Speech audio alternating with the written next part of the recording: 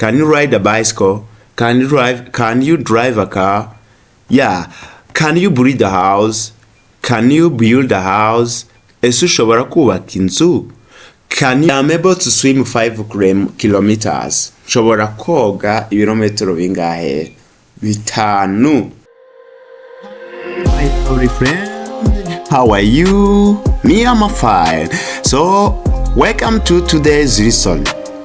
Have you ever needed to express your ability? Have you ever needed to ask questions about the ability of someone? This is the lesson of today. This is the lesson of today. We are going to talk about ability. The program is Learn English. Lesson number 16. Tugiye kwiga kuvuga ku byo umuntu ashobora gukora. Wigeze ukenera kuvuga ku bushobozi, ku byo ushoboye, ku byo udashoboye. Wigeze ukenera kubaza kanaka niba ashoboye iki n'iki cyangwa se atagishoboye. In this lesson we are going to learn the best way to talk about our abilities and abilities of others. So dear friend, welcome to today's lesson. And thank you for your time we're going to spend watching this video.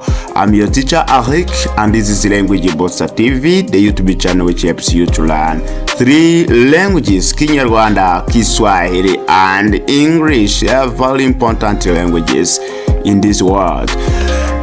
Alright, can you help me? Ese ushobora kumfasha?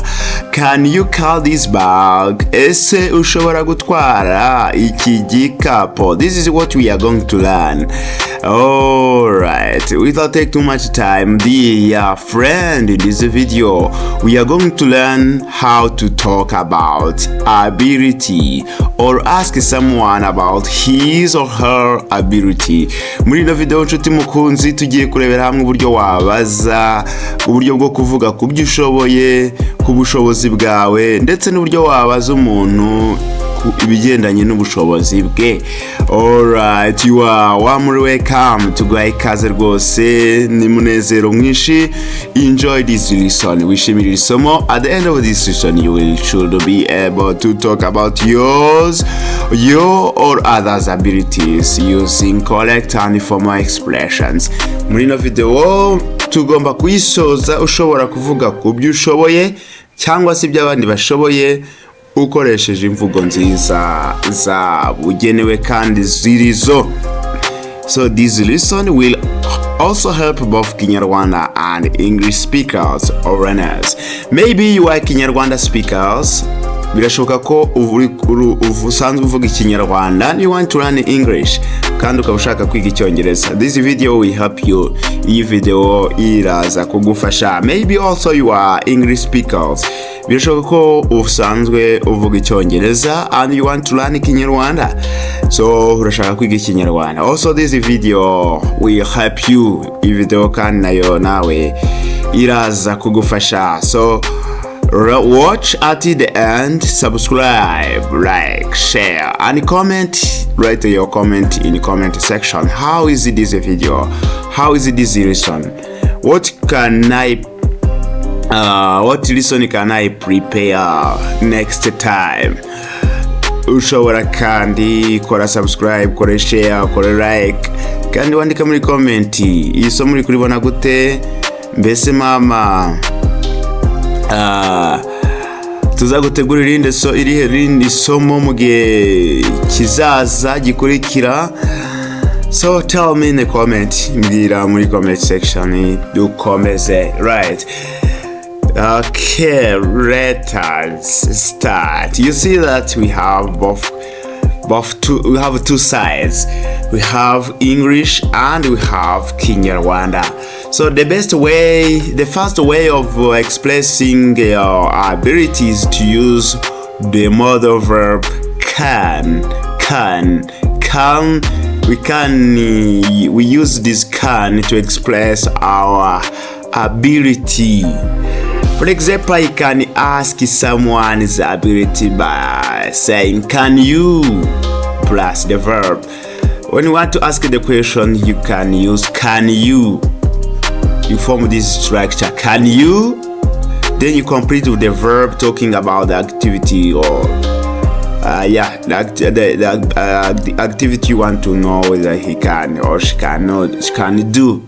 Right? Urafata igihe ushaka kubaza dushaka kugaragaza ability y'umuntu twifashisha mbere na mbere can, modal verb can, hanyuma iyo can ikurikirwa na infinitive verb itagize ikintu ihinduyeho na gitoya. Niba ari to go urandika go. Can you go?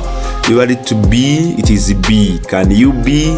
Alright, modal verbs zikurikirana na infinitive original verb cyangwa se icyo twita imbundo mu rurimi rw'Ikinyarwanda.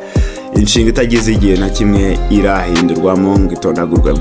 So iyo dushaka kubaza ikibazo ku muntu icyo ashoboye gukora, when you want to ask someone's ability, you can say can you, niba uri kubwira muri kumwe, can you, then you complete with the infinitive of the verb of what you are asking. Ukakurikiza infinitive. If the verb is to drive, can you drive? The verb is can you drive a car? Can you drive a car? Can you drive a car? Well, let's say when you are asking someone can you drive a car in Kinyarwanda, ese ushobora gutwara imodoka? Can you drive a car? Ese ushobora gutwara imodoka? We are asking someone whether he or she can drive a car. We want to know whether he or she has ability to drive a car. Turashaka kumenya niba afite ubushobozi bwo gutwara imodoka. Can you drive a car? Ushobora gutwara imodoka? Right. Try to repeat the sentence. Can you drive a car? Can you ride a bicycle? Ese ushobora kunyonga igare? Can you ride a bicycle? Can you drive a car? Yeah. Can you build a house? Can you build a house? Ese ushobora kubaka inzu? Can you write and read? We want to know whether someone has ability to write and read. We can ask him or her, can you write and read? Ese ushobora kwandika? Ushobora gusoma? Ushobora kwandika no gusoma? Can you help me please? Yeah, this sentence is very important in our life. We need it daily in our conversation. We sometimes need the help from other people. Inshuro nyinshi dukenera ubufasha buturutse ku bandi. Iyo uri gusaba umuntu uti mfasha, you can say can you help me please? Ese wamfasha? Ese ushobora kumfasha? Can you climb this tree? Can you climb this tree? Can you climb this tree? Ese ushobora kurira iki giti? Can you climb this tree?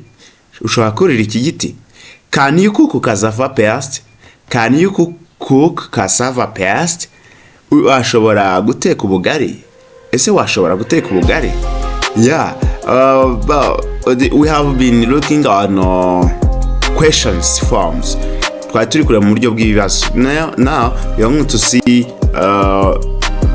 in the positive sentences. Tugiye kureba interuro yiwemeza uri guhamya ibyo ushobora, ibyo umuntu ari guhamya ibyo ashobora atari ukubaza. Mu kubaza tubonye ko dukoresha can you, can ikurikiwe na subject uvugwa, can you niba ari wowe, can he niba ari we w'umuhungu, can they niba ari bo, can he, can she niba ari umukobwa, can it niba ari ikintu, can they build a house, ese bashobora kubaka inzu. Right. Now let us see on a positive setting. Reka turebe interuro igihe yemeza ushaka kuvuga kuri ability yawe. Igihe ushaka kuvuga kuri ability, when you want to talk about your ability in positive sentences. For example, you can say I can help you. I can help you. I can help you in Kinyarwanda is nshobora kugufasha. No matter I can help you. Someone asks you, can you help me? And you answer, I can help you no matter. Nshobora kugufasha nta kibazo. I can buy my own house.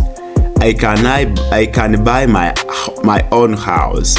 Ubu tuvugana, I have the ability to buy my own house. Ifite ubushobozi bwo kugura inzu yanjye bwite. I can buy my own house. Nshobora kwigurira inzu. He can drive a car. He can drive a car. Ashobora gutwara imodoka. He has ability to drive a car. Afite ubushobozi bwo gutwara imodoka. Ashobora gutwara imodoka. I can carry this bag myself. I can carry this bag myself. Means nshobora kwitwarana iki gikapo, nshobora kucyitwaza nta kibazo. No matter, don't worry, I can carry this bag myself. Ntuhangayike, iki gikapo nshobora kucyitwaza nta kibazo. She can speak 5 languages. She can speak 5 languages. Umva uriya mukobwa ashobora kuvuga indimi 5. She can speak 5 languages. She has ability to speak 5 languages. Afite ubushobozi bwo kuvuga indimi zingahe? 5. This is the way we use talk about ability. We can use can to talk about our ability. When you want to talk about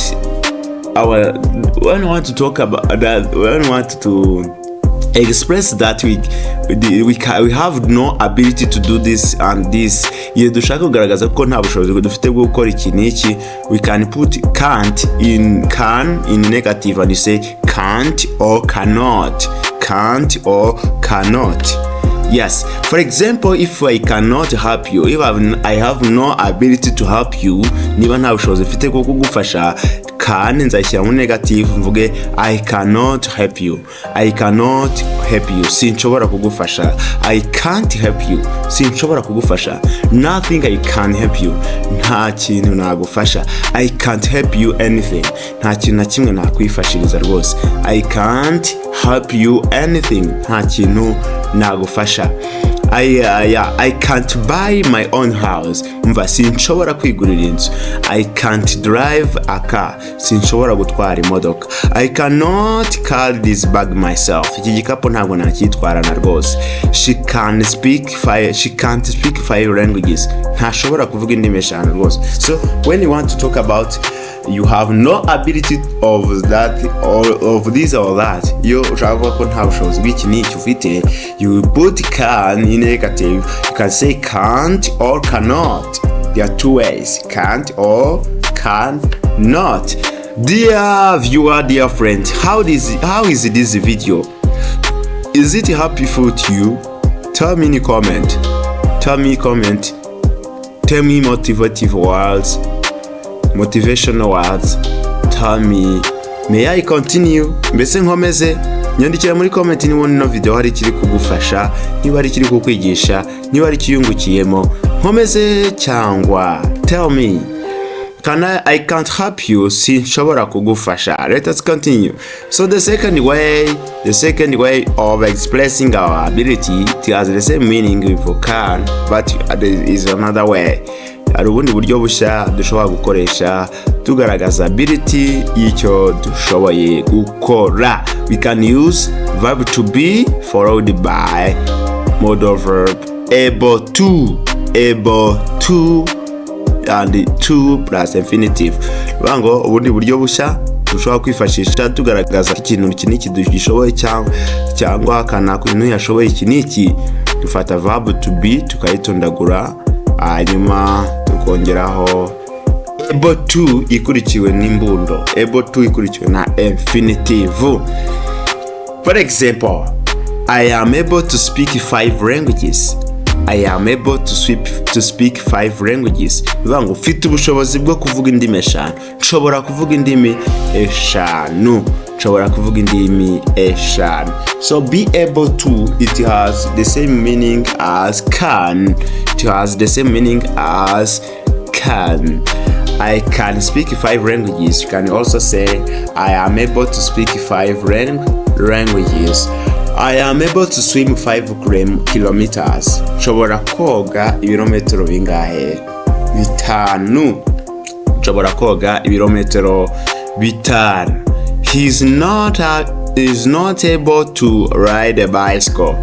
He is not able to ride a bicycle. So you see that the verb to be is in the present simple and you put able to.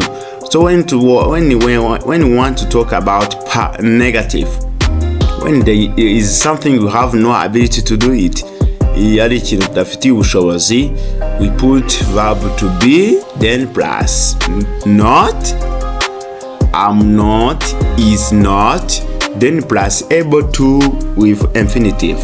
So he is not able to ride a bicycle. Nuba ushaka kugaragaza ko icyo kintu agishoboye, ufata viriya verb to be kongeramo not, ukavuga ugakurikizaho able, ukakurikizaho to ikurikiwe na infinitive y'ikintu utabasha gukora. For example, when I want to say I'm not able to speak 5 languages, I'm not able to speak 5 languages. Sinshobora kuvuga indimi eshanu. He's not able to ride a bicycle. Sinshobora kuvuga sinshobora gutwara imodoka. Ntashobora. He's able. Ntashobora gutwara igare. She was not able to speak at age 2 when she was 2 years old. She was not able to speak. Ku myaka ye ibiri, afite imyaka ibiri ntiyashoboraga. That is was in the past. It is in the past. The sentence is in the past. Interuro iri mu gihe cyashize, kuvuga ku byashize. He was not able to speak at age 2. Imyaka ibiri yaratarashobora kuvuga, ntiyashoboraga kuvuga afite imyaka ibiri. Alright, this is the second way of expressing ability. Alright, the third one is could. Could is used for past ability. Maybe there is something you were able in the past. Birashoboka ko ari ikintu washoboraga gukora, wari ushoboye mu gihe cyashize. Iyo ushaka kuvuga ku bintu wari ushoboye mu gihe cyashize, we use could. Dukoresha iri jambo modal verb could ikurikiwe na infinitive. For example, I can ask you, could you write at age 3? Ese washoboraga kwandika ufite imyaka 3? Ufite imyaka 3 washoboraga kwandika. Could you write at age 3? Washoboraga kwandika ku myaka 3, ufite imyaka 3. Yes, I could write at age 3. Yego, ku myaka 3 nashoboraga kwandika. I could write at age 3. Nashoboraga kwandika mfite imyaka 3. I couldn't carry 20 liters of water when I was young. Sinashoboraga gutwara litiro 20 z'amazi. Ndi umwana sinashobora gutwara litiro 20 z'amazi. Alright. This is the way of expressing your ability. There are three ways. The first way is to use can. Uburyo bwa mbere ni ukoresha can ikurikiwe na infinitive y'igikorwa ushobora gukora. The second way is to use be able to, and the third one is to talk about the past ability by using could. We have been looking about the way of expressing ability. Turi kureba uburyo bwo kuvuga ibyo ushoboye ndetse cyangwa se sometimes n'ibyo utashobora. Uburyo bwiza bwo kubivuga mu rurimi rw'icyongereza turimo turareba no impande zombi mu Kinyarwanda no mu Cyongereza, ese biba bishatse kuvuga iki. So let us try to apply what you have learned. I'm going to give you one presentation and you try to apply it in your daily conversation. Nigiye kugerageza ng'urugero rw'uburyo twakoresha mu turi kuganira n'abagenzi bacu, hanyuma nawe gerageza ubishyire mu bikorwa uhereye none. Try to apply since today. Tangira none ubishyire mu bikorwa. I'm going to talk about my ability. Hello my colleagues. I'm Josiah Ihimbazwe. I'm going to tell you a little about my abilities. Ndabashuje inshuti zanjye. Nitwa Josiah Ihimbazwe. Ndiye kubabwira ku bushobozi nifitemo, ku bushobozi bwanjye. Right now, ubu tuvugana, I'm in P6, ndi muri primaire mu mwaka wa 6. I can communicate fluently. Nshobora kuganira namwe neza cyane, nshobora kuganira neza cyane mu Cyongereza. I can write and read French. nshobora kwandika ndetse no gusoma igifaransa. I can speak little Spanish. Nshobora kuvuga icyesipanyolo gikeya. I am able to deliver speech in English an hour. Nshobora gutanga ikiganiro, nshobora gutanga imbwirwaruhame mu cyongereza isaha yose. However, I can't pronounce each word fluently. Ariko ntabwo nshobora gusoma neza ijambo iryo ari ryo ryose neza. When I was in P3, igihe nari ndi mu wa gatatu, I was able to speak English. Nashoboraga kuvuga icyongereza, but I could not write anything in English. Ariko nta kintu na gito nashoboraga kwandika mu cyongereza. Thank you so much. Murakoze cyane. This person called Josiah Ihimbazwe, umuntu witwa Ihimbazwe Josiah, is telling us about ability. Ari kutubwira ku byo ashoboye n'ibyo adashoboye. In his constructions, mu nteruro ze, he has included can, cannot, able, not able, and could. So try to apply what you have learned. Gerageza nawe ushyire mu bikorwa ibyo twize. Try to talk about your ability since now. Tangira nawe tubwire ibyo ushobora kwandika. Twandikire muri comment. Write in the comment. What can you? What is your ability? Write at least 2 sentences about your ability. Twandikire interuro ebyiri muri comment zivuga ku byo ushoboye n'ibyo utashobora. Alright. Thank you very much for watching this video. Thank you very much for running together this lesson, which is very important. Tugushimiye cyane kuba warebye ino video, tugushimiye cyane kuba wiganye natwe isomo ry'ingenzi cyane. I hope you have learned anything. Ndatekereza hari ikintu wize. Have you subscribed? Niba wakanze subscribe. Niba warabikoze, thank you very much if you have done it. If this is your first time to encounter this channel, niba rugambire wisanze kuri no channel, subscribe. Kora subscribe, kora like, share, sangiza bagenzi bawe, and comment. Kandi ukande comment, twandikire your abilities. Ushobora kwandikira ibyo ushoboye. You can suggest the new lesson. Ushobora kudusaba isomo wifuza kwiga rishya. You can also ask for clarification. Ushobora gusobanuza. And you can also, if you need to advertise your business, ni ushaka kwamamaza business yawe, contact us via WhatsApp number that is displayed on your screen. Kwandikire kuri nimero WhatsApp iri gucishwa ku rubuga, kuri screen uri kureberaho ino video. Thank you very much, dear friend. Let us see you again. Let's meet next time. Reka tuzasubira ubutaha. Bye bye. I love you so much. Murabeho, ndabakunda cyane.